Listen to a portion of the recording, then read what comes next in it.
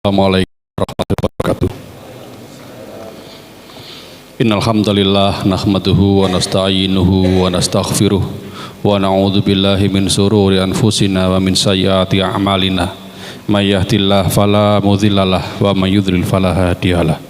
Asyhadu an la ilaha illallah wahdahu la syarikalah wa asyhadu anna Muhammadan abduhu wa rasuluhu la nabiyya wa la rasula ba'da. Bapak-bapak, ibu-ibu yang dimuliakan Allah, alhamdulillah kita pada malam hari ini kita bisa bertemu lagi dalam mengkaji kitab 420 hadis sahih pembentuk karakter bersama Ustadz Dr. Muhammad Hambal Safwan LC MPDI. Mudah-mudahan kita semua selalu diberikan keistiqomahan, selalu diberikan kesehatan, selalu diberikan hidayah, sehingga kita semua bisa menjalankan apa yang kita dapat ilmu-ilmunya. Karena ilmu kalau tidak kita amalkan itu ya percuma gitu ya. Ada pepatah, al ilmu bila amalin kasajarin bila samarin. Nah, ilmu tanpa amal bagaikan pohon yang tidak berbuah. Yo adem tapi yo gak iso dinikmati, tidak bisa dimakan karena tidak ada buahnya. Tapi ya masih alhamdulillah gitu kan, bisa bisa menyejukkan atau bisa memberikan oksigen lah minimal seperti itu. Bapak Ibu yang dimuliakan Allah ya, nanti di akhir sesi ada sesi tanya jawab, barangkali dari pemaparan beliau Ustadz Hambal ada yang perlu ditanyakan atau didiskusikan, nanti bisa ditanyakan di sesi tanya jawab. Langsung saja kepada beliau Ustaz Dr. Muhammad Hambal Safwan LCMPDI. Waktu dan tempat dipersilakan. Tafadhol Ustaz. Assalamualaikum warahmatullahi wabarakatuh. Alhamdulillah, salatu wassalamu ala Rasulillah wa ala alihi wa sahbihi ajma'in. Yaqulu Rasulullah sallallahu alaihi wasallam fima rawahu al-Bukhari wa Muslim min hadithi Muawiyah radhiyallahu anhu, may yuridillahu bihi khairan yufaqihu fid din. Alhamdulillah, kita bersyukur kehadirat Allah Subhanahu wa taala atas taufik dan nikmatnya kita bisa hadir di majelis ilmu mengkaji hadis-hadis Nabi sallallahu alaihi wasallam dan ayat-ayat di dalam Al-Qur'an, yang mana dua hal ini adalah sumber hidayah bagi kita bersama. Artinya sumber petunjuk.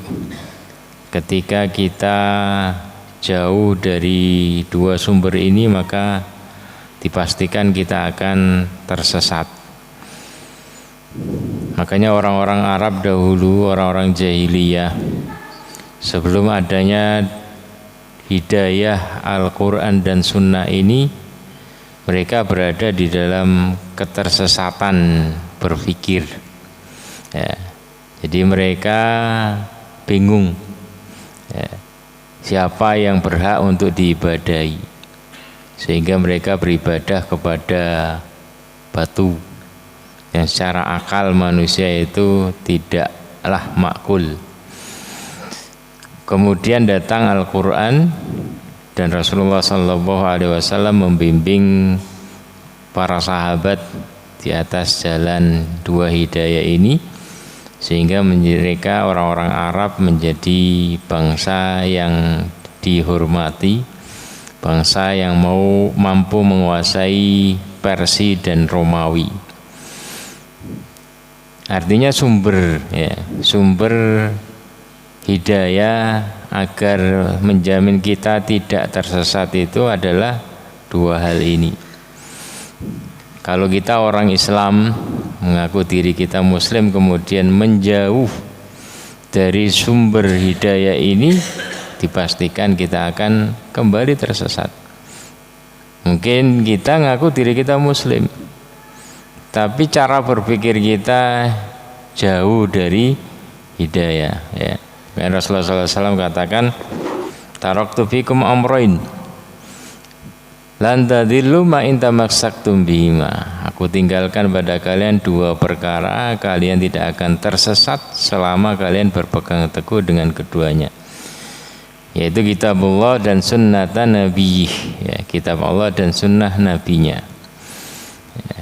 Jadi Rasulullah SAW juga menyindir umatnya, ya.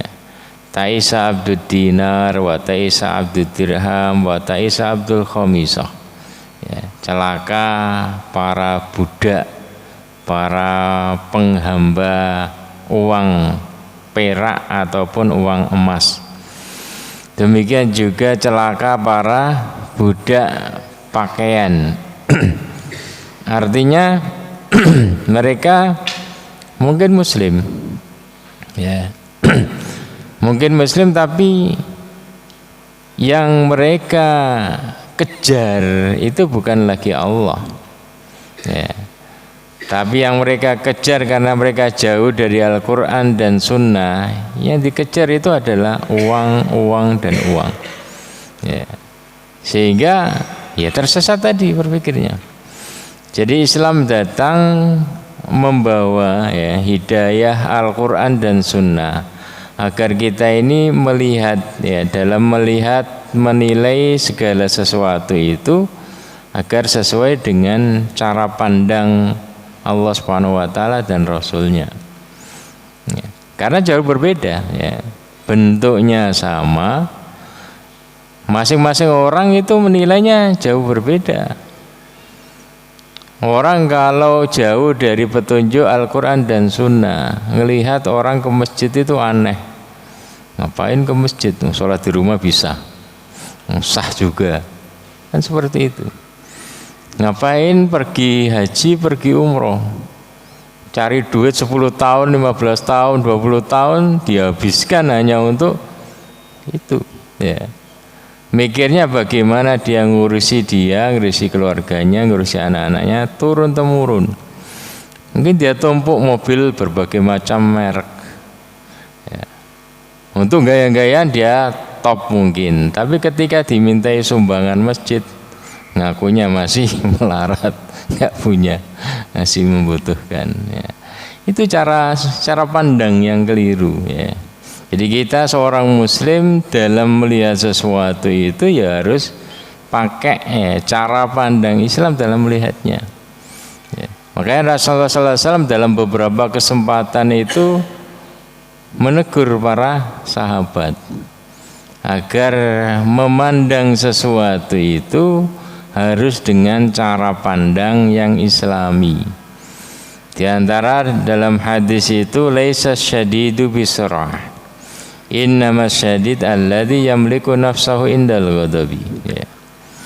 Jadi pandangan orang yang hebat, orang yang kuat, perkasa itu adalah ahli gulat, yang mampu membanting lawannya. Itu yang perkasa, ya. Tapi kata Rasulullah SAW, laisa syadidu bisurah, ya. Bukanlah orang yang perkasa itu yang menang gulat.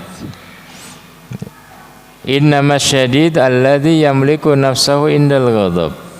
Akan tapi orang yang kuat, orang perkasa itu adalah yang mampu menguasai dirinya saat dia marah, ya. Sehingga tadi, ya, jadi orang kalau marah itu kalau dia tidak bisa menguasai, tidak bisa mengendalikan karena jauh dari petunjuk Al-Quran dan Sunnah, semua dia rusak, ya. Termasuk mereka yang hanya mengandalkan okolnya, akan seperti itu, ya. Setelah itu jadi rusak. Tapi yang kuat menurut Islam itu adalah orang yang mampu menahan dirinya, menguasai dirinya, ya. Meskipun badannya kurus, tapi dialah yang kuat. Kenapa? Karena kalau orang hanya modal otot, modal okol, ya, dia kemudian dikuasai setan, rusak. Tapi kalau orang yang betul-betul bisa, ya, karena dia tadi akrab dengan petunjuk Al-Quran dan Sunnah, sehingga tahu betul bagaimana petunjuk Rasulullah SAW ketika datang setan menguasai dirinya ketika marah. Ya, sehingga mereka yang mampu menguasai dirinya ini itu bisa memanfaatkan. Ya. Jadi tidak bisa terkuasai oleh setan, bahkan dia bisa mengalahkan setan tersebut. Artinya musuh utama kamu itu adalah setan. Dan ini akan bisa dikuasai hanya dengan tadi. Kalau kita ini betul-betul memahami petunjuk Al-Quran dan Sunnah, sehingga kapan setan itu menaruh jaring-jaringnya seperti ini, dia bisa berkelit. Demikian juga Rasulullah SAW mencuci otak para sahabat, ya, mengarahkan bagaimana cara melihat sesuatu. Beliau katakan al-kayyisu man dana nafsahu wa amila lima ba'dal maut. Orang yang cerdas, orang pintar itu adalah orang yang mampu mengendalikan nafsunya, menghisap, mengendalikan, menghitung, mengkontrol nafsunya, keinginan-keinginan nafsunya. Wa amila lima ba'dal maut, dan dia beramal untuk kepentingan setelah kematian. Ini kan bertentangan jauh, berlawanan jauh dengan cara pandang keumuman orang. Cara pandang keumuman orang itu adalah kalau ada orang itu bisa nuruti semua keinginan dia. Cara pandang seorang wanita kadang seperti itu. Suami yang terbaik itu adalah suami yang selalu menuruti keinginan dia. Minta apa dituruti. Padahal Islam nggak seperti itu. Ada kekang untuk kepentingannya lebih baik. Wa amila lima ba'dal maut. Cara pandang keumuman orang itu, orang yang sukses itu adalah orang yang menumpuk untuk dunianya, meskipun rekening akhiratnya kosong. Ya, jadi melihatnya itu berapa rekeningnya. Ketika ditunjukkan rekeningnya, nolnya digitnya berapa? 1M, 2M, masya Allah. Hebat ini kan gitu. Tapi kalau ketika melihat orang yang tadi itu, mungkin rekening dunianya hanya sedikit, tapi dia masya Allah luar biasa. Jariahnya itu luar biasa untuk masjid, untuk ini, untuk itu. Ya. Meskipun tampilan kendaraannya itu paling, dia nggak punya mobil, atau mobilnya mobil Cina yang paling murah, atau mobil ini. Ya. Tapi masya Allah rentetan jariahnya itu dia tidak pernah Alfa. Yang satunya masya Allah Alphard punya, ini punya, tapi jariahnya nggak pernah nongol nama dia di list pembangunan masjid, itu nggak ada. Nah, ini Rasulullah SAW tadi ya, banyak tadi merubah cara berpikir itu. Kalau kita itu Muslim, cara berpikirnya harus seperti itu, baru kita sukses. Ya. Kemudian juga beliau melanjutkan wal ajiz manittaba'a nafsahu hawaha. Orang yang lemah, orang yang bodoh itu adalah orang yang selalu nuruti keinginan nafsunya. Ya. Pokoknya pengen begini, pengen turuti saja. Ya. Sama seperti itu. Kadang orang berpikirnya seperti itu. Tapi menurut kacamata Rasulullah itu orang yang ajiz. Suami yang ajiz itu, suami yang lemah itu, suami yang selalu menuruti keinginan istrinya. Gak ngerti ini arahnya kemana, yang penting dituruti. Menuruti semua keinginan anaknya, gak ngerti arahnya kemana. Tapi pandangan Islam itu, suami yang top itu dia gak nuruti, tapi ngatur, mengarahkan. Kadang dia kekang, kadang dia ya lur turuti sejenak, tapi dia kekang lagi. Karena apa? Punya panduan, ya, arah yang jelas. Kemudian watamanna 'alallahil amani, dan dia hanya berangan-angan baik kepada Allah Subhanahu wa taala. Dia berangan-angan pengen masuk surga, tapi tidak ada bukti konkret jariah dia. dia pengen begini, pengen akhirat begini, pengen tamani, itu hanya tamani itu hanya berangan-angan, tidak ada bukti real nyata. Ya. Jadi itu cara Rasulullah SAW ya, mengarahkan cara tadi, sudut pandang, cara memandang sesuatu. Karena berbeda antara jahiliyah dan Islam. Maka beliau memberikan pembanding ya, Kayis itu seperti ini, Ajiz itu seperti ini ya. Demikian juga ketika Rasulullah SAW datang ke tempat Aisyah ya. Kemudian tanya kepada Aisyah, ada makanan enggak? Kata Aisyah, kita enggak punya apa-apa ya Rasulullah. Tadi ada orang minta, kemudian saya kasih. Hanya ada makanan sedikit tak kasihkan, sehingga setelah itu kita nggak punya apa-apa. Maka Rasulullah SAW beliau meluruskan, ya. Beliau meluruskan, wahal laka ya ibnu Adam min malika illa ma akalta fa'afnaid. Ya. Jadi beliau meluruskan Aisyah. Ya. Jadi harta manusia itu ada 3, yaitu apa yang dia makan kemudian jadi kotoran, apa yang dia pakai, belikan pakaian dan yang lainnya yang dia nikmati kemudian usang, dan apa yang dia sedekahkan dan itu yang kekal baginya ya. Jadi Rasulullah SAW meluruskan pandangan Aisyah bahwa apa yang disedekahkan itu adalah harta yang hakiki ya. Dalam kesempatan yang lain Rasulullah SAW juga menegur para sahabat, kenapa kalian lebih suka harta ahli waris kalian daripada harta kalian sendiri?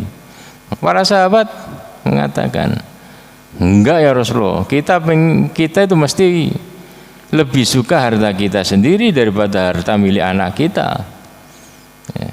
Kata Rasulullah, kenyataannya tidak demikian, kalian lebih suka harta anak kalian daripada harta kalian. Kemudian beliau jelaskan yang seperti tadi, harta kalian itu apa yang kamu makan kemudian jadi kotoran, atau engkau belikan sesuatu, engkau nikmati kemudian usang engkau buang, dan apa yang engkau sedekahkan dan itu kekal abadi milikmu. Itulah yang terakhir, itu adalah harta hakiki kalian itu. Apa yang kamu tinggalkan sampai engkau mati, kamu simpan di rekening sampai engkau mati, itu harta anak kalian, itu harta ahli waris kalian ya. Kebanyakan dari kita kan seperti itu, numpuk di rekening, mati, kemudian dia nggak punya harta sama sekali di akhirat ya. Maka kemudian dalam hadis yang lain Rasulullah SAW katakan ya, mata uduna rokofikum ya, bagaimana pandangan kalian itu, siapakah orang yang dianggap mandul ya, siapakah orang yang dianggap mandul di antara kalian? Para sahabat kemudian menjawab, alladzi la yuladlah, orang mandul di antara kita itu orang yang nggak punya anak ya Rasulullah. Kalau punya anak 5, 10 itu tidak dikatakan mandul.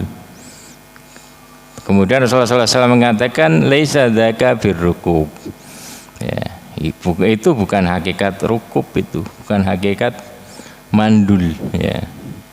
Walakin alladzi la yuqaddim min waladihi syai'a, orang yang mandul itu adalah orang yang enggak punya simpanan anak, baik itu orang yang enggak punya anak yang meninggal sebelum balik ya, atau dia tidak menyiapkan anaknya untuk aset akhiratnya, sehingga di akhirat dia enggak ada yang memberikan syafaat kepada dia, enggak ada yang membantu dia ya. Itu orang yang rukub, meskipun anaknya 10, enggak ada yang bantu, bahkan nyeret minta tanggung jawab bapaknya ya. Jadi cara Rasulullah SAW itu mencuci otak para sahabat agar punya pandangan yang benar, itu seperti itu. agar menjadi pribadi yang muslim, cara pandangnya juga cara pandang yang islami. Ya. Jadi sering Rasulullah SAW menyampaikan kepada para sahabat untuk meluruskan bagaimana memandang sesuatu. Ya. Atadruna manal muflis, tahukah kalian orang yang bangkrut di antara kalian? Ya. Kata para sahabat, orang bangkrut itu yang nggak punya harta sama sekali, habis hartanya. Kata Rasulullah, enggak, bukan itu orang bangkrut yang hakiki. Orang bangkrut itu orang yang datang dengan pahala puasa, pahala sholat, pahala macam-macam amal soleh yang lain. Tapi ternyata itu semua lenyap, nggak punya apa-apa di akhirat ya. Di dunia dia dikenal orang yang ahli ibadah, tapi dia orangnya lengkap. Ya ahli ibadah, ya nyakiti orang. Nah, sehingga dosa kezaliman ini lebih besar daripada hasil pahala dia itu. Hilang pahala dia puasa, pahala dia rontok semua, pahala dia umroh, pahala macam-macam, karena dia sering nyakiti orang lain, baik memukul atau nyakiti hatinya. Nah, jadi Rasulullah SAW cara beliau dalam meluruskan itu pelan-pelan, tanya dulu kemudian beliau luruskan. Demikian juga dengan pembahasan kita hari ini ya. Jadi beliau ingin meluruskan cara pandang tentang ini ya, tentang ukhuwah ya, persaudaraan. Itu dalam hadis yang kelima. An Anas radhiyallahu anhu qala Rasulullah sallallahu alaihi wasallam, unsur akhaka zaliman aw madluman. Faqala rajulun ya Rasulullah, ansuruhu idza kana madluman. Araita in kana zaliman kaifa ansuruh?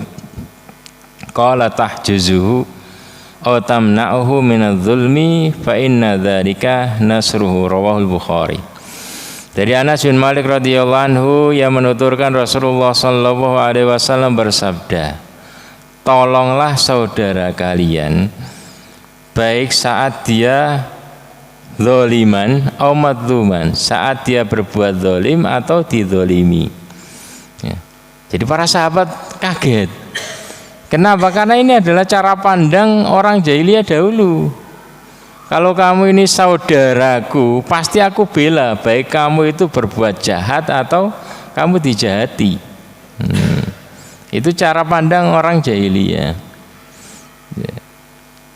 Dan mereka ini membatasi persaudaraan hanya pada kekerabatan. Saudara itu ya yang ada hubungan kerabat, hubungan darah. Kemudian Islam merubah ya, lebih luas lagi. Persaudaraan itu bukan hanya hubungan darah, tapi ada yang persaudaraan lebih luas lagi, yaitu persaudaraan Islam. Ukhuwah Islamiyah, ukhuwah imaniyah. Nah, itu ikatan yang sangat kuat sekali, tidak dibatasi oleh hubungan darah. Maka para sahabat kaget tuh, kok ungkapan Rasulullah kok sama seperti ungkapan jahiliyah ini masa dulu, kok nolong saudara baik ketika berbuat zalim atau dizalimi. Nah, dan para sahabat itu cinta ilmu, maka selalu langsung bertanya, ya Rasulullah, ansuru idza kana madzuman, kalau menolong ketika saudaraku dizalimi itu kita paham ya. Araita in kana zaliman kaifa ansuruhu, kalau dia berbuat zalim bagaimana saya cara menolongnya? Kalau saya tetap menolong dia berbuat zalim, berarti kita berbuat zalim juga berarti ya. Menolong kezaliman.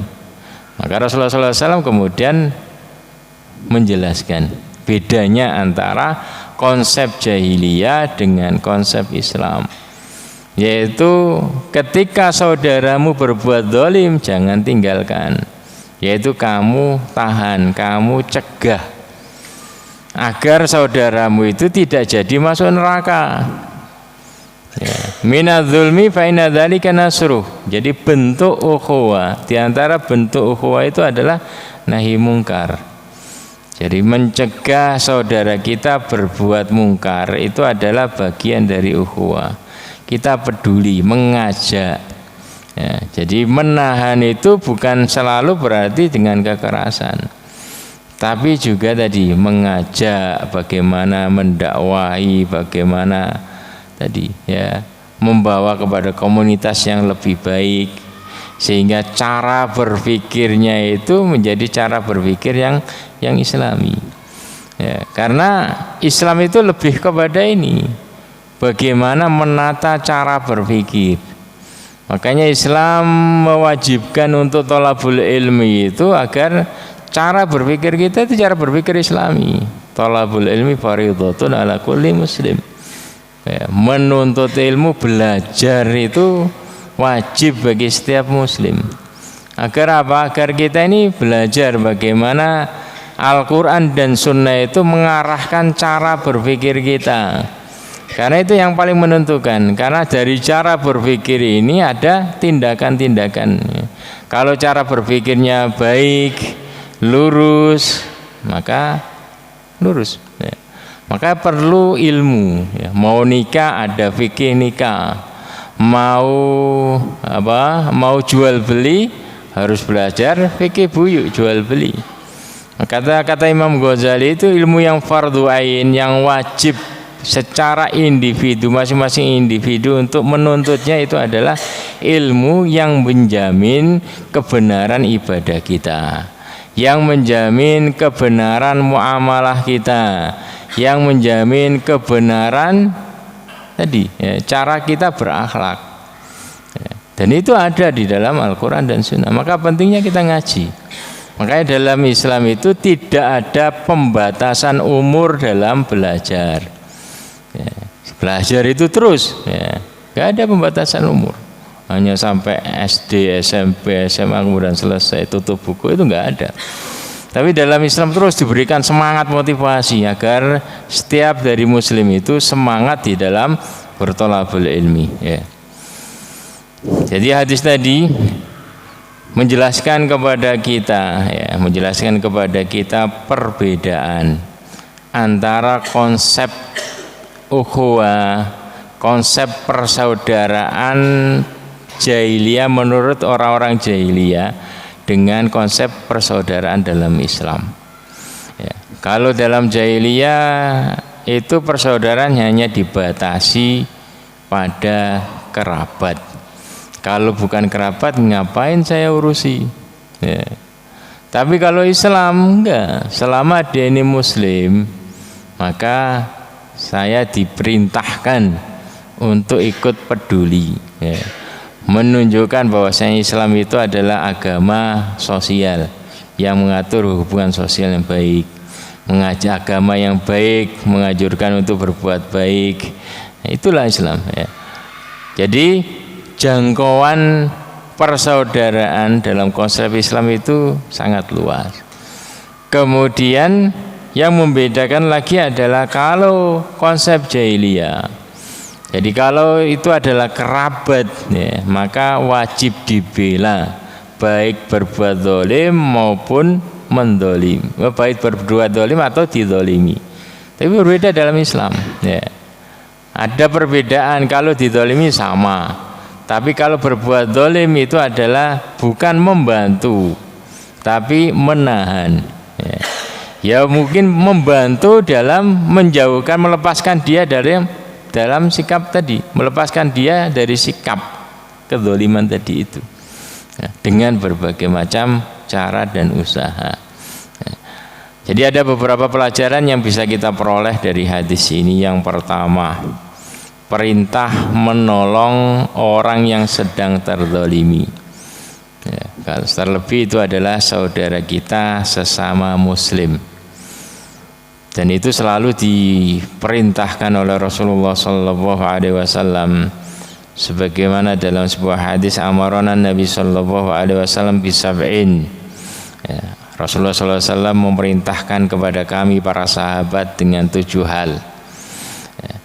Di antaranya adalah iadatul marid wa tibaul janais wa tasmitil atis wa raddus salam wa nasrul madlum. Ini yang kita garis bawahi. Merintahkan untuk menolong orang yang dizalimi. Demikian juga Rasulullah SAW mengingatkan dalam riwayat Bukhari, al-muslim akhul muslim.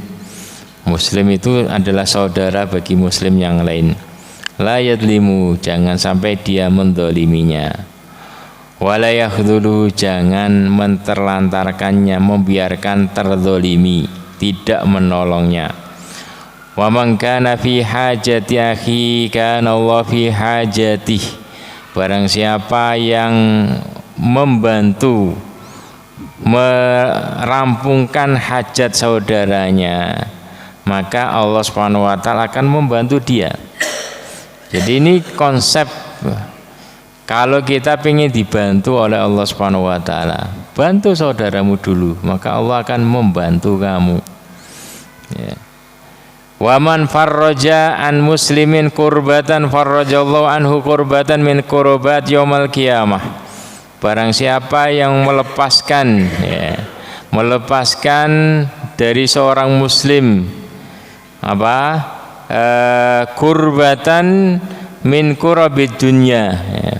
Barang siapa yang melepaskan dari seorang muslim itu masalah, ya, ada masalah, ada hajat atau ada kesedihan, ya, lebih kepada masalah, terlilit hutang atau apa, maka Allah akan bantu melepaskan dia nanti pada kesulitan-kesulitan nanti pada hari kiamat. Wa man satara musliman satarallahu yaumal qiyamah. Barang siapa yang menutup aib seorang muslim, maka Allah akan menutup aib dia nanti pada hari kiamat. Kalau Allah menutup aib, berarti Allah mengampuni dia, ya. Dosa-dosanya akan diampuni, ya. Jadi ini cara Rasulullah Shallallahu Alaihi Wasallam di dalam mendidik para sahabatnya, mendidik umatnya untuk menjunjung tinggi ukhuwah. Jadi kalau kamu ingin dibantu oleh Allah Subhanahu Wa Taala, bantulah dulu, ya. Demikian juga dalam hadis mamin imri'in yakhdulu imra'an musliman inda mutinin tuntahaku fihi hurmatuh. Tidaklah seorang mukmin, seorang laki-laki, tidaklah seseorang itu membiarkan seorang muslim, ya, membiarkan seorang muslim yang membutuhkan bantuan dalam keadaan yang dia ini tuntahaku fi hurmatu, kehormatannya dilukai, diinjak-injak, ya.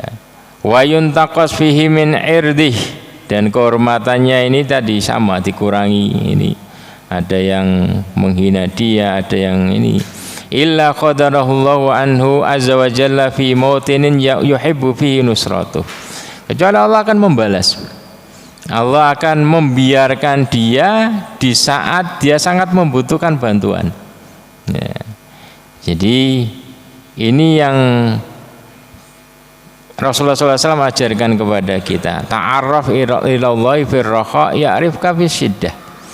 Kalau engkau sedang mapan, ya, jangan lupa bantu orang lain. Maka ketika engkau lakukan itu, ketika engkau susah, Allah akan ganti bantu. Tapi ketika dalam kondisi lapang kemudian lupa, engkau hanya menikmati kelapangan tersebut, lupa membantu yang lainnya, maka ketika engkau susah, Allah tidak akan melihat kamu. Kau minta, ya Allah tolonglah saya, Allah tidak mau membantu, ya. Kenapa? Karena ini, ya. Jadi barang siapa yang ketika melihat saudaranya dan dia mampu untuk membantu, ketika saudaranya ini dilukai kehormatannya dan dia mampu membantu, tapi dia kemudian tidak ikut peduli membantu, maka nanti akan ada balasannya. Ketika engkau, karena hidup itu putar, ya, berputar. Kadang dia yang kena, besok kamu yang kena, ya. Ketika kawan kamu kena kemudian kamu tidak peduli, ketika besok kamu kena akan dibalas Allah seperti itu, ya. Makanya ta'arraf ilallahi firraha ya'rifka fisyiddah, ya. Ketika engkau lapang, jangan lupa membantu yang lainnya. Ketika engkau senang, jangan lupa bagi kepada yang lainnya, agar nanti Allah ingat kamu, Allah mendengar doa kamu ketika engkau susah. Karena hidup itu tidak selalunya di atas, ya. Kadang pun terbalik lagi kadang gitu. Ya. Kemudian Rasulullah SAW melanjutkan, ya.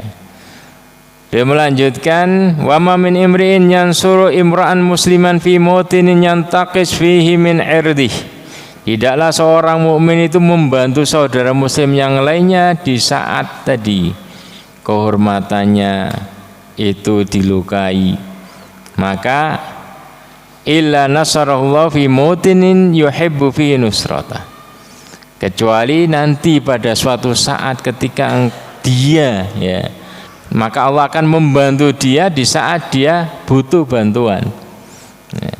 Jadi kalau kita pengen doa kita itu langsung diijabahi oleh Allah ketika kita susah, maka kuncinya adalah jangan lupa membantu ketika kita sedang lapang. Ya. Waman adzalla indahu mu'min falam yansurhu wa huwa qadirun ala ayyansurahu adzallahu Allah azza wa jalla ala ru'usil khalaik yaumal qiyamah. Ini lebih berat lagi ini. Barang siapa yang membiarkan saudaranya dihinakan, tidak mau menolong padahal dia mampu menolong, maka Allah akan menghinakan dia nanti pada hari kiamat di hadapan makhluk-makhluknya. Diriwayatkan oleh Imam Ahmad. Man nasara akahu bi dhahril ghaib nasarahullah fid dunya wal akhirah. Ya. Atau yang terakhir ini, barang siapa yang membantu saudaranya dengan diam-diam, maka Allah akan membantu dia di dunia dan di akhirat. Ya. Mungkin ada yang ini membutuhkan, dia bantu dengan diam-diam. Itu lebih besar lagi pahalanya. Pelajaran yang kedua yang kita bisa peroleh dari hadis ini adalah mencegah kemungkaran adalah wujud ukhuwah Islamiyah. Ya. Jadi mencegah kemungkaran, mencegah kezaliman adalah wujud ukhuwah Islamiyah. Agar kita ini tidak hanya peduli dengan yang baik-baik, tapi juga kita peduli ketika ada saudara kita ini sedang tersesat jalan. Kita ajak ngaji, kita dakwahi, kita berbagai macam cara, ya, agar ini, karena itu adalah bentuk dari ukhuwah, agar saudara kita ini tidak masuk ke dalam neraka. Kita tahan dia, gak cepat-cepat masuk, tapi kita tahan, kita sadarkan, ya. Dan itu adalah bagian dari tanasuh, saling nasihat menasihati yang diperintahkan. Karena Rasulullah SAW mengatakan ad-dinun nasihah, inti agama itu adalah nasihat. Artinya kamu itu harus ringan lisan untuk memberikan nasihat kepada saudara kita yang lain. Ya. Sampai-sampai Rasulullah SAW itu membaiat, ya, membaiat para sahabatnya, namanya baiatul amal. Jadi Rasulullah SAW biasa tadi itu seperti itu untuk urusan-urusan agar betul-betul para sahabat itu perhatian. Maka beliau kadang membaiat, berapa orang dibaiat. Untuk apa? Untuk kerjaan ini. Ya. Seperti ini yang diungkapkan oleh Jarir bin Abdillah. Baiatu Rasulullah SAW ala iqamis shalah wa ita'iz zakah wa nushi likulli muslim, muttafaqun alaih. Ya.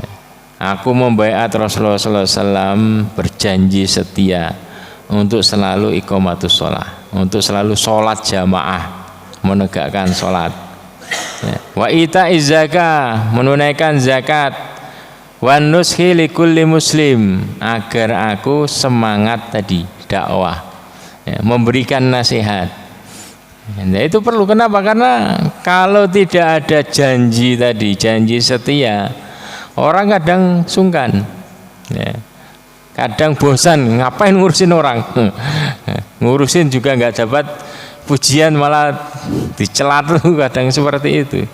Ya, maka Rasulullah SAW agar para sahabat ini semangat, ya, karena kalau orang-orang yang nasihati kebenaran ini makin banyak, maka penyuruh keburukan itu akan kalah. Tapi kalau penyeru kebaikannya ini malu-malu, maka penyuruh keburukannya itu akan tampil. Ya. Maka agar tadi bertambah banyak dan konsisten istiqomah sampai Rasulullah SAW mengambil baiat dari para sahabat. Ya. Jadi baiat ngaji tepat waktu, baiat apa? Itu maksudnya janji setia agar kita konsisten, agar nganggap ini urusan penting, ya, kan seperti itu. Kemudian dan dalam beberapa ayat, ya, Allah Subhanahu wa taala juga mengingatkan innamal mu'minuna ikhwah wa aslihu baina akhwaikum, ya. Sesungguhnya kaum mukminin itu bersaudara, hendaklah kamu peduli, kamu damaikan saudara kamu yang sedang berselisih, kamu nasihati kamu ini, ya. Demikian juga ayat wal mu'minun wal mu'minat ba'dhuhum awliya'u ba'd, ya. Ayat yang diakhiri dengan janji Allah akan memberikan rahmat kepada mereka yang mengerjakan amalan-amalan ini, yaitu siapa mereka? Yaitu orang-orang beriman, laki-laki dan perempuan, ba'dhuhum awliya'u ba'd, ya, yang saling peduli, ya, saling membantu.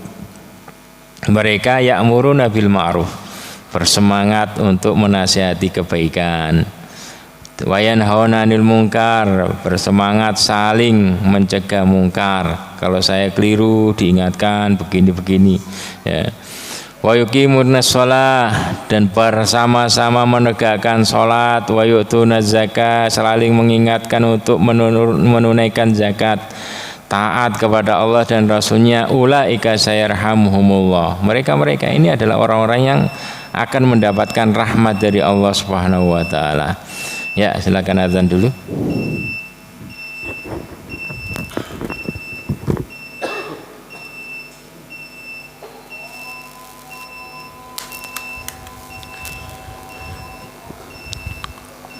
Allahu akbar,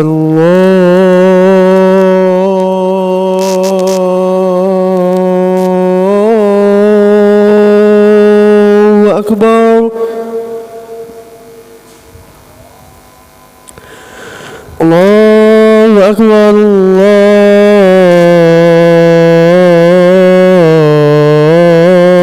Allahu akbar. Asyhadu an la ilaha illallah.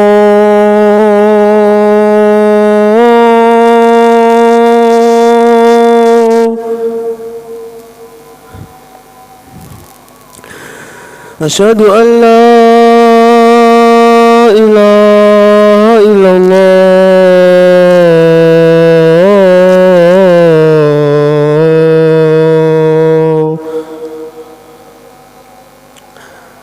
Asyhadu anna Muhammadar Rasulullah.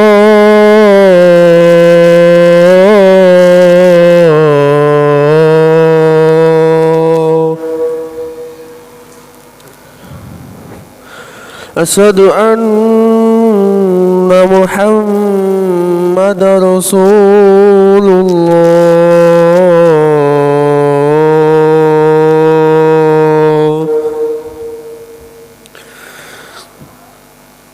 Hayya 'alas salat.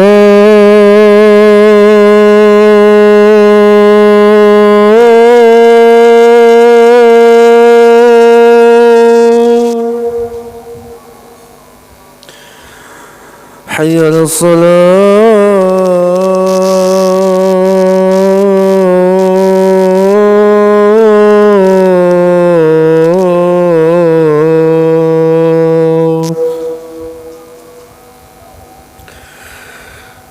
Hayya 'alal falah.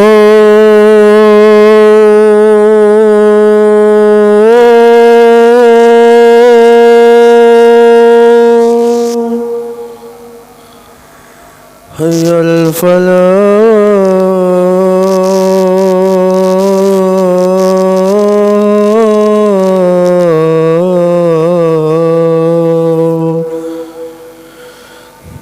Allahu akbar, Allahu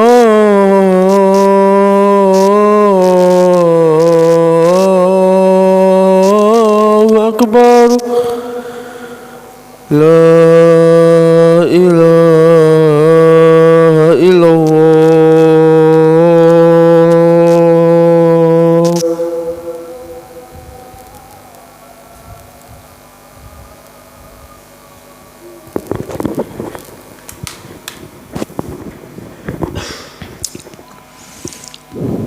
Ya, kita lanjutkan sebentar.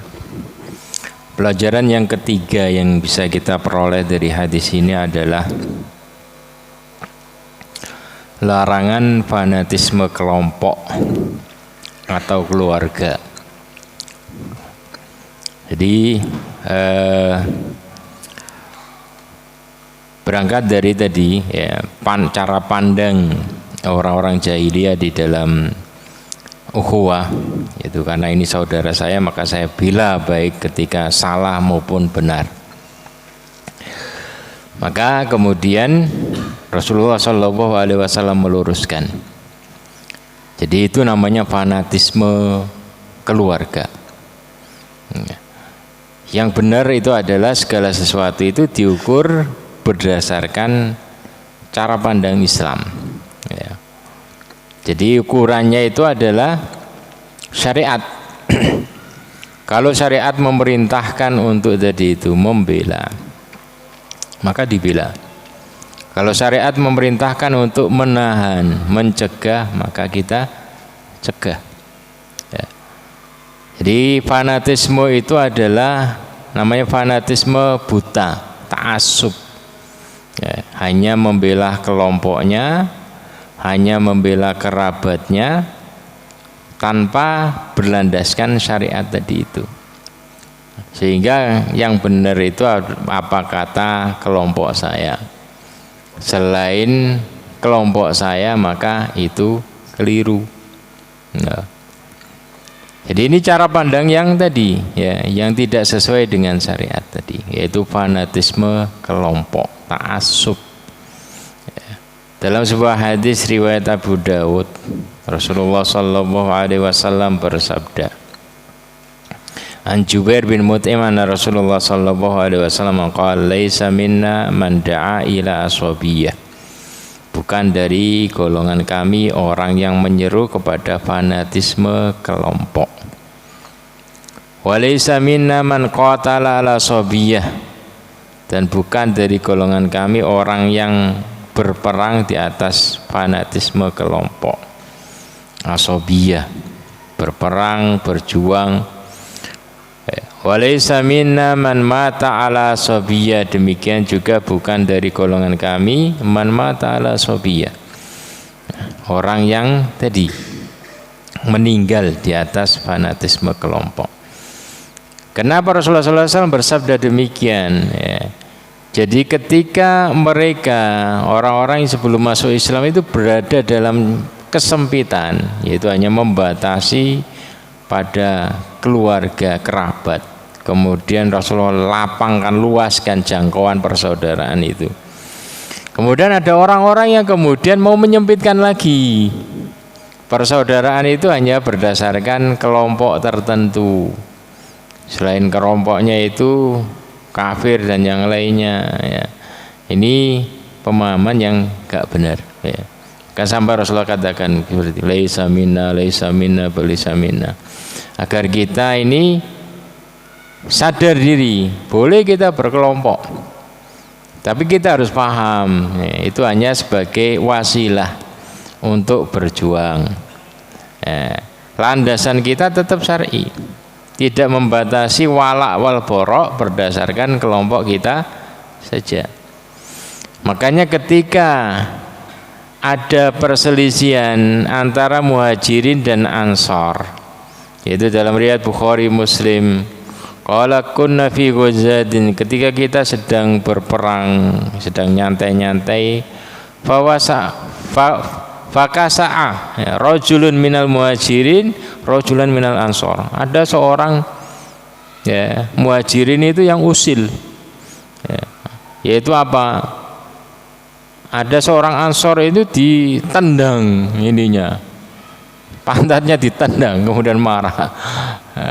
Maka kemudian karena orang Arab loh, orang Arab itu kalau pegang kepala biasa saja, tapi kalau pegang sini marah. Beda Indonesia, pegang kepala marah, pegang ini biasa, malah minta dipegang.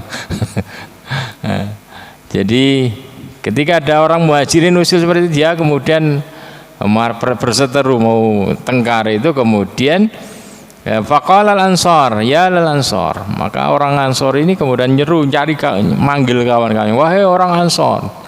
Saatnya Muhajirin juga nggak mau kalah, wahai orang-orang Muhajirin. Padahal ini adalah nama yang tadi disematkan oleh Rasulullah. Dalam Al-Quran juga disebutkan seperti itu, nama yang syar'i ini. Maka kemudian Rasulullah SAW fasami'a dzalika Rasulullah sallallahu alaihi wasallam faqala ma balu dakwal jahiliyah. Kenapa kok masih ada dakwah jahiliyah di sini? Ya. Artinya ini lafaz syar'i yang kemudian dipakai untuk kepentingan jahiliyah. Ya. Qalu ya Rasulullah kasa'a rajulun minal muhajirin rajulan minal ansar. Ya. Kemudian mereka menceritakan, kemudian Rasulullah SAW mendamaikan agar menjunjung tinggi ukhuwah, agar tidak ada lagi fanatisme kelompok atau kerabat. Kenapa? Karena itu yang akan merusak ukhuwah imaniyah. Ya. Demikian, semoga bermanfaat. Assalamualaikum warahmatullahi wabarakatuh. Demikian tadi yang disampaikan oleh Ustadz Hambal. Dan selanjutnya sesi tanya jawab. Monggo Bapak Ibu, barangkali ada yang ingin ditanyakan. Ya.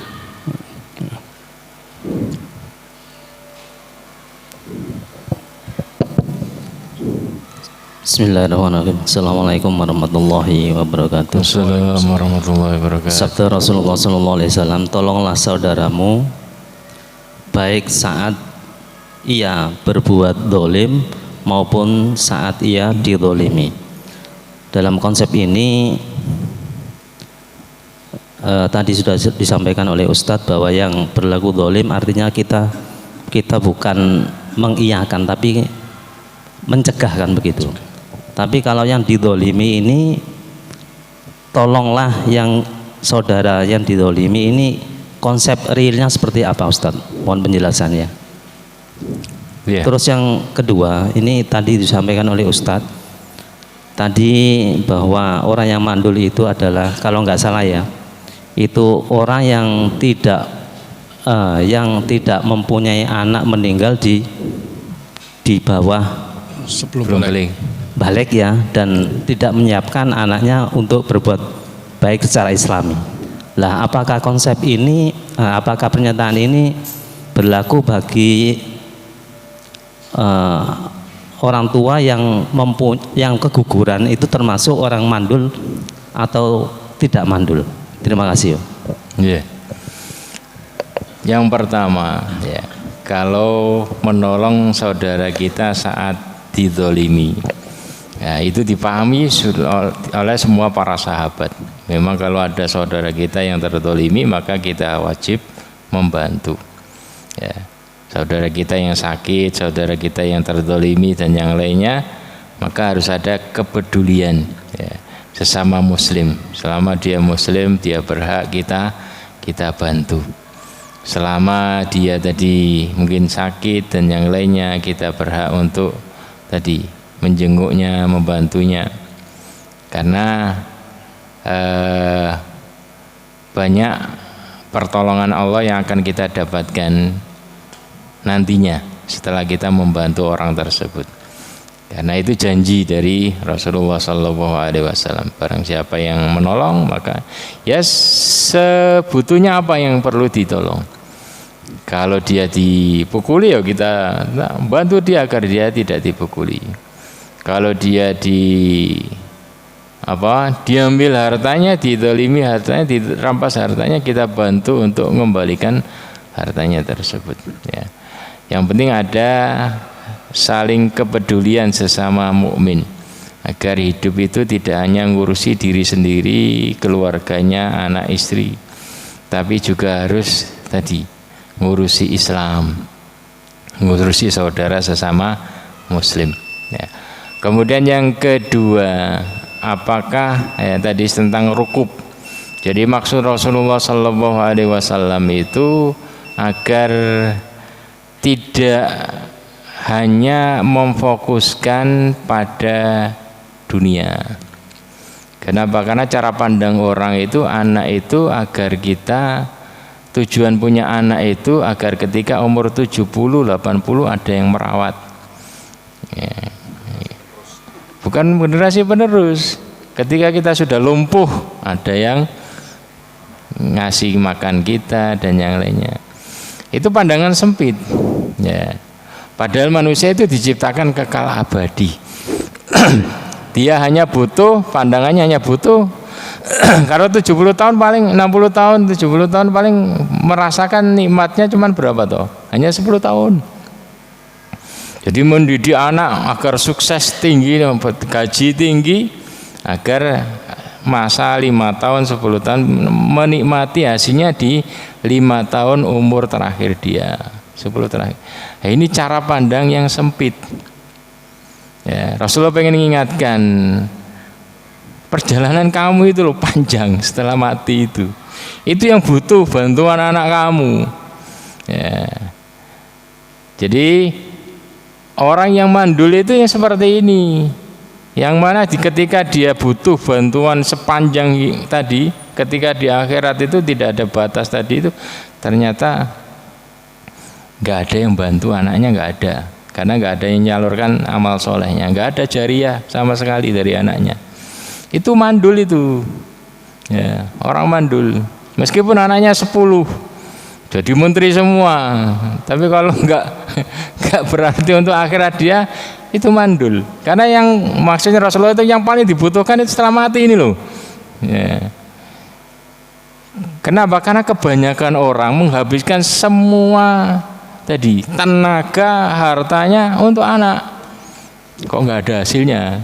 Jadi Islam itu ngajarkan kepada kita itu hitung-hitungan, tapi hitung-hitungan yang benar, ya, hitung-hitungan yang benar, yang bermanfaat. Kalau hanya di dunia kita masih mampu, kerja sendiri mampu, nyimpan uang sendiri mampu untuk hanya 5 tahun 10 tahun, tapi akhirat ini loh yang sangat dibutuhkan.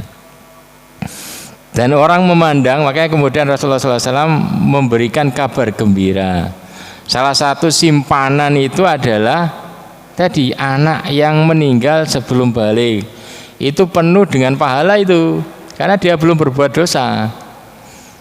Kalau setelah balik itu kan nanti hitung-hitungan. Dosanya berapa, ininya kebaikannya berapa, hitung-hitungan nanti. Kalau jadi anak soleh, lebih banyak manfaatnya. Tapi kalau nggak soleh, itu lebih dituntut nanti kadang.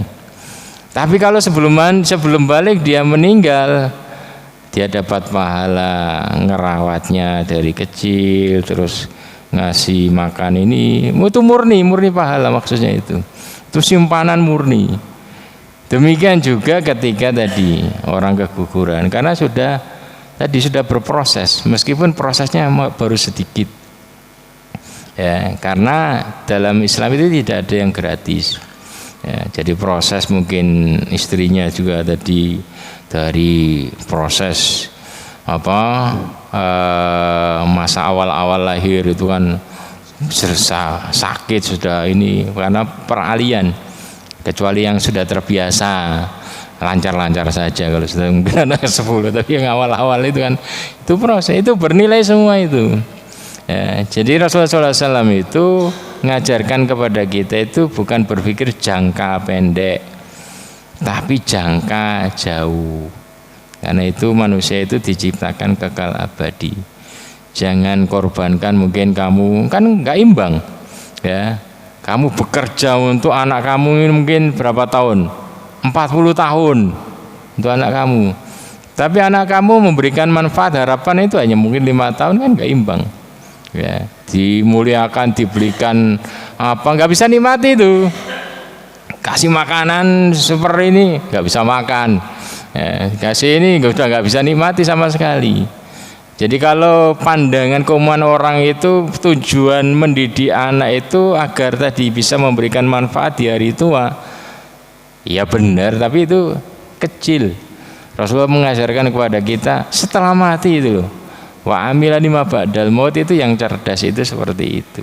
Itu kepentingan yang lebih jauh kita butuhkan. Ya. Ya. Ya.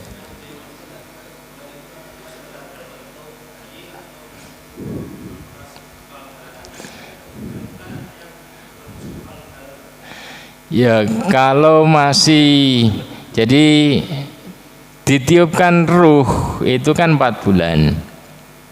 Setelah 4 bulan itu kan ditiupkan ruh jadi itu kemudian kalau dihitung tentang sudah bentuk anak atau tidak ya. Jadi kalau sudah bentuk roh itu kan sudah tadi bernyawa. Nah, itu lebih besar lagi namanya anak. Kalau belum itu keguguran itu baru proses uji coba itu ya, baru proses ya, pahalanya ya juga jauh berbeda ya. Artinya Rasulullah menghibur kalau ada orang tua punya anak meninggal sebelum balik ya, ya, malah beliau katakan 3 ya, itu akan menjadi hijab dari api neraka. Maka kemudian ada yang ngenyang, kalau 2 ya Rasulullah, bisa enggak itu menjadi hijab? Ya 2 juga. Artinya itu adalah simpanan ya, simpanan. Rasulullah SAW mengajak kepada kita ngitung sesuatu itu bagaimana untuk kepentingan memberikan manfaat nanti di akhirat itu yang benar itu seperti itu. Kenapa? Karena kebanyakan manusia itu berpikirnya hanya dibatasi sebelum mati. Orang anak yang manfaat itu anak yang membahagiakan orang tua sebelum mati. Tapi dalam konsep Islam tadi didiknya harus menjadi anak yang soleh agar membahagiakan ketika sebelum mati, terlebih setelah meninggal. Karena kita nggak bisa berbuat apa-apa lagi, itu yang kita butuhkan. Ya, kalau di dunia kita bisa minum sendiri, kalau di akhirat bagaimana? Maksudnya itu hanya ibarat. Kalau di akhirat beda lagi alamnya. Maksudnya kita tadi ya mendapatkan kiriman pahala, kiriman macam-macam ketika kita sudah tidak bisa beramal lagi. Itu yang sangat dibutuhkan. Ya. Ya, monggo satu lagi. Bismillah. Bismillah, Ustaz, tanya Ustaz tadi masih berkaitan dengan mandul tadi Ustaz ya. Yang dekat. Kalau gini Ustaz ya, apa namanya, terjadi misal sebagian orang tua sudah mengupayakan anaknya untuk dididik secara Islami, sudah dipondokkan dan yang lain, tapi qadarullah anaknya masih belum soleh Ustaz ya. Apakah orang tua ini juga masuk cakupan mandul? Kemudian apakah sang orang tua tetap dapat pahala? Kemudian apakah sang orang tua yang telah berupaya mendidik, kemudian sang anak ternyata melakukan hal-hal yang menyelisih syar'i, apakah juga kena dosa? Kemudian kalau itu terjadi benar, ini semestinya apa yang perlu dikoreksi dari hal tersebut Ustaz? Ya, jadi kalau cara pendidikannya benar, maka insya Allah akan hasilnya bagus. Ya, kalau benar insya Allah akan hasilnya bagus. Cuman terkadang juga tadi, kadang sudah usaha maksimal ternyata takdirnya anaknya tidak menjadi anak yang soleh. Ya. Seperti kisah Nabi Nuh, ya, kisah Nabi Nuh. Meskipun banyak perdebatan, bukan anaknya, tapi diambil hikmah dari situ. Terkadang itu yang takdir itu yang ini. Cuman yang dinilai tadi bagaimana usaha orang tua. Itu yang pertama. Untuk menjawab pertanyaan nanti bagaimana anak kamu, bagaimana kamu mendidik. Ya. Kalau dia mendidik dengan baik, dia bisa berhujjah di hadapan Allah Subhanahu wa taala. Itu yang terpenting. Ya. Itu kalau mau hujah-hujahan. Tapi Rasulullah SAW mengajarkan kepada kita agar kita ada tadi itu. Ketika dikatakan kepada beliau ya, orang mandul itu orang yang tidak punya anak. Beliau mengarahkan ya, orang mandul itu orang yang nggak punya tadi simpanan atau hal yang dia siapkan. Ya.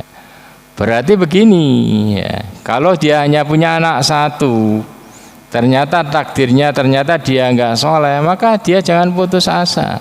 Atau dia memang nggak punya anak sama sekali, jangan putus asa, karena itu adalah dari Allah SWT. Allah yang ngatur. Tapi bagaimana usaha dia punya simpanan. Kalau nggak punya anak biologis, dia tadi ngambil, mendidik, cari anak yatim, dia sekolahkan. Ya, dia didik, dia bantu. Nah, itu nanti akan membantu menjadi simpanan nanti dia di akhirat. Jadi makna yang tersirat dari sabda Rasulullah SAW tadi seperti itu. Jangan putus asa ketika tidak punya anak. Ya. Tapi tadi pikirkan, memang secara biologis dia nggak punya anak, tapi ternyata anak-anak dia itu banyak, karena dia mengkafil, membiayai banyak anak yatim. Nah itu orang yang cerdas itu. Ya. Jadi kesimpulannya adalah bagaimana kita mempersiapkan sebanyak mungkin anak-anak yang bisa tadi mengalirkan pahala ketika kita sudah meninggal. Baik itu anak kita sendiri maupun tadi kita cari anak-anak yatim, kita sekolahkan, kita bantu dan yang lainnya. Itu nanti akan bermanfaat banyak. Ya, jangan sampai tadi hanya mengandalkan ngurusi satu. Makanya Rasulullah tadi jangan hanya harta kalian itu hanya terkungkung untuk anak istri kalian toh. Ya, maka beliau ara'aital ladzi yukadzibu biddin. Ya. Itu beliau sadarkan seperti itu. Lihat itu. Tahukah kalian orang yang mendustakan agama? Ya. Bukan orang yang tadi dia sampai kemudian tadi yatul yatim, menterlantarkan anak yatim, itu bagian dari mendustakan agama. Artinya tadi kita ambil peran manfaat dari situ. Ada anak-anak yang diterlantarkan orang tuanya, baik karena ditinggal mati atau orang tuanya ada tapi nggak mau ngurusi. Nah, kurang tanggung jawab, nggak disekolahkan. Nah itu kalian ambil jadi anak asuh untuk disekolahkan agar nanti di kuburan itu enak. Ya, itu yang melapangkan rezeki, itu yang kemudian melapangkan nanti di alam kubur kita. Jadi jangan putus asa dengan keadaan yang ada, tapi banyak solusi dalam Islam itu untuk beramal soleh agar kita mendapatkan pahala yang sama tadi. Ya. Terkadang seorang tadi ketika anaknya meninggal, Allah itu benci kepada saya, kok anak saya kok sampai mati.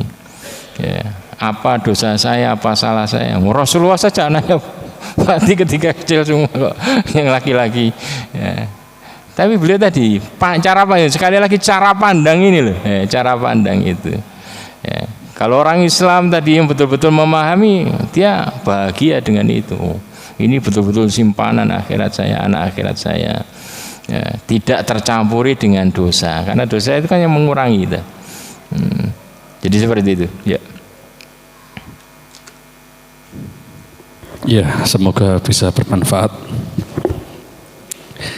Ya, tadi sebenarnya apa itu pengen tanya Ustaz, bab masalah tadi itu untuk anaknya Rasulullah itu kan banyak yang meninggal, dan sedangkan doa daripada Rasulullah itu kan pasti diijabah. Kok tidak berdoa Rasulullah itu, ya Allah hidupkanlah anakku semuanya? Itu kapan-kapan aja Ustaz dijawab karena waktunya sudah habis.